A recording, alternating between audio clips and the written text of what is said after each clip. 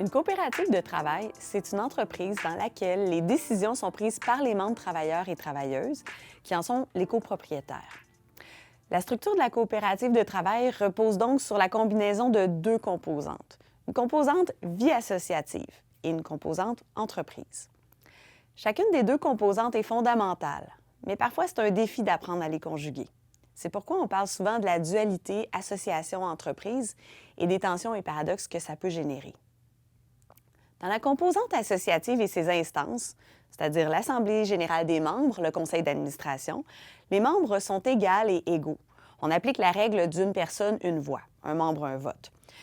Dans la composante entreprise, dans la réalisation des activités économiques quotidiennes de la coop, les membres sont des salariés qui peuvent jouer des rôles distincts, avoir un poids différent dans les décisions.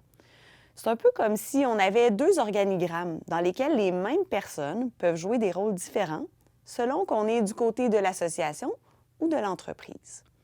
Cette capsule vise à expliquer le fonctionnement de la coop à travers ces deux composantes, association et entreprise, qu'on va décortiquer séparément pour ensuite voir comment elles s'articulent entre elles. Une coopérative, c'est d'abord un regroupement de personnes. Ces personnes se rassemblent parce qu'elles partagent des besoins, des aspirations auxquelles elles souhaitent répondre à travers une entreprise. On la schématise souvent partant des travaux de Claude Viennet à travers un cercle pour représenter la composante associative et un carré pour représenter la composante entreprise. Attardons-nous donc tout d'abord à la composante associative sur laquelle repose le fonctionnement, la vie démocratique ou la gouvernance de la coopérative de travail. C'est dans cette composante que les membres peuvent débattre, prendre des décisions stratégiques pour la coopérative. Concrètement, à quoi est-ce qu'on fait référence? Bien, on parle ici des instances démocratiques formelles de la coop, l'Assemblée générale des membres, le conseil d'administration. Dans ces instances, c'est la fameuse règle « une personne, une voix »,« une personne, un membre, un vote » qui prévaut entre membres travailleurs et travailleuses. L'instance de base, c'est l'Assemblée générale. L'Assemblée générale, ou AG, rassemble l'ensemble des membres travailleurs et travailleuses. On doit en tenir au moins une par année, l'AG annuelle, pour faire le point entre membres sur les affaires de la coop. Certaines coops en tiennent plus régulièrement. Il est aussi possible de convoquer des assemblées générales extraordinaires au besoin pour discuter de sujets spécifiques. En assemblée générale annuelle, les membres prennent connaissance du rapport d'activité et des états financiers. C'est lors de l'assemblée générale que les orientations sont déterminées par les membres sur la base du principe « un membre, un vote ». On y statue aussi sur la répartition des trop-perçus ou des excédents, les surplus, sous forme de ristourne aux membres. À cet égard, notons au passage qu'on part généralement d'une recommandation qui vient du conseil d'administration et que la ristourne dans la coop de travail est proportionnelle au volume de travail réalisé par les membres. Parmi les autres rôles importants de l'Assemblée générale des membres, on trouve celui d'élire les membres du conseil d'administration de la coopérative. Le conseil d'administration, ou CA, c'est l'autre instance démocratique formelle de la coopérative. Les membres du CA sont élus démocratiquement. Selon la Loi sur les coopératives du Québec, le conseil d'administration a tous les pouvoirs pour administrer les affaires de la coopérative. Le CA dirige les affaires de la coop en veillant aux intérêts des membres. Si la coop fonctionne dans un modèle avec direction générale, c'est au CA que revient la responsabilité d'embaucher et de superviser la direction générale. Certaines coopératives de travail plus petites, de moins de 25 membres, choisissent quant à elles de ne pas élire d'administrateurs et d'administratrices. On parle alors d'un fonctionnement en convention d'administration par l'Assemblée des membres. Dans ce cas de figure, c'est l'ensemble des membres qui assument collectivement les rôles et responsabilités d'administrateurs et administratrices. Il est tout de même essentiel de se réserver des moments pour réfléchir ensemble aux objectifs de la coop.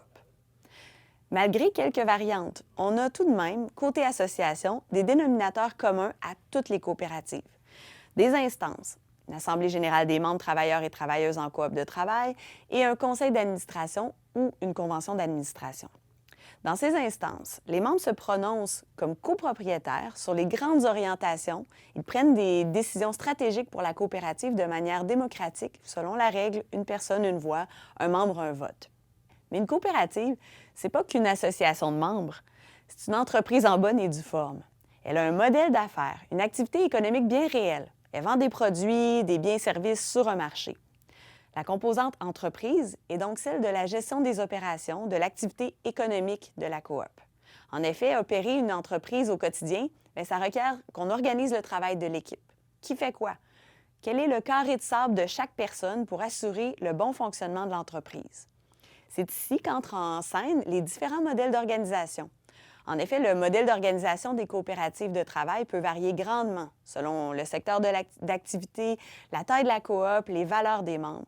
C'est exactement le sujet du projet de recherche et du site Web que vous naviguez présentement. Dans certaines coops de travail, le volet entreprise peut être vécu de manière très similaire à celui d'autres entreprises Inc. ou conventionnelles du même secteur. Le travail est organisé de manière assez classique, avec une direction générale, des paliers hiérarchiques. Dans les opérations au quotidien, on a donc un organigramme avec des pouvoirs, des responsabilités variées, un cadre de fonctionnement que les travailleurs et travailleuses, ici considérés dans leur rôle de salariés, doivent respecter pour assurer le bon déroulement des opérations. Dans d'autres coops, on fait le choix de l'horizontalité. Et dans d'autres coops encore, comme vous le découvrirez dans les résultats de recherche du présent site Web, on a des modèles hybrides avec des coordinations. Maintenant qu'on a placé nos deux composantes, association et entreprise, comment est-ce que ça s'articule? Parfois, on connaît mieux d'autres modèles de coop, par exemple les coopératives scolaires comme la coop UQAM.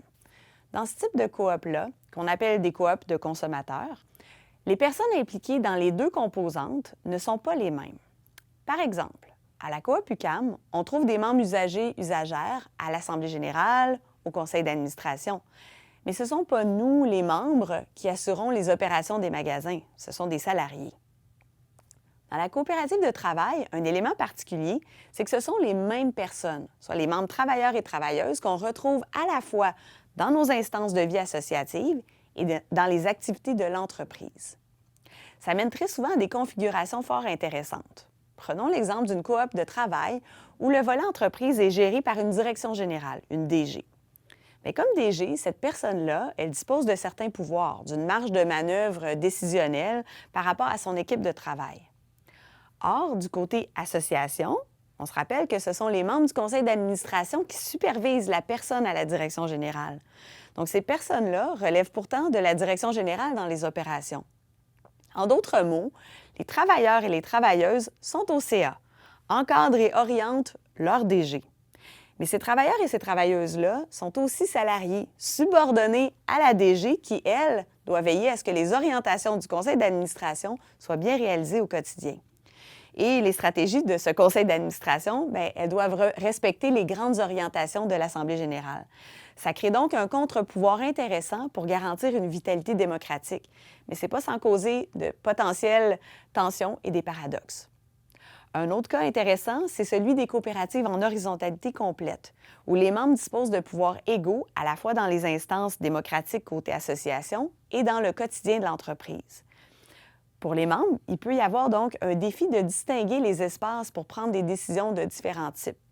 Est-ce qu'on peut ou est-ce qu'on doit prendre des décisions stratégiques dans notre rencontre d'équipe hebdomadaire? Quel moment est-ce qu'on se réserve pour les prendre? Les rapports entre associations et entreprises peuvent évoluer à travers le temps. Au démarrage, on passe beaucoup de temps en collectif à réfléchir à notre structure, à nos règlements, mais aussi à notre plan d'affaires. Idéalement, les deux composantes sont équilibrées et le demeurent. Mais au fil de l'activité économique qui se développe puis qui s'intensifie, on peut parfois négliger notre dimension démocratique. On en vient à opérer l'entreprise de manière plus traditionnelle. On néglige d'informer, de consulter nos membres, qui peuvent se sentir plus détachés de certaines décisions, ne pas y adhérer. À l'inverse, parfois, on s'investit vraiment fortement dans le collectif, la vie démocratique est super riche, mais la santé économique de la coopérative est précaire. Il faut vraiment garder en tête que les deux composantes sont fondamentales, même si parfois elles peuvent nous sembler difficiles à articuler. Pour marcher sur deux jambes, une coopérative doit apprendre à articuler les deux. Comment concilier la recherche de contrats, de clientèle, de rentabilité, tout en nourrissant en même temps une vie démocratique, un collectif humain fort, donc le volet associatif de la coop. Le tout en se versant des salaires à la hauteur des compétences et de l'engagement ou en poursuivant une mission sociale fort ambitieuse. Tout ça pointe finalement vers des paradoxes. On essaie de concilier des éléments qui peuvent parfois nous sembler contradictoires, mais qui sont vraiment interdépendants. Il n'y a pas à dire, cette dualité association-entreprise, c'est un défi constant dans la coopérative, mais c'est aussi l'une de ses forces et une grande source d'innovation.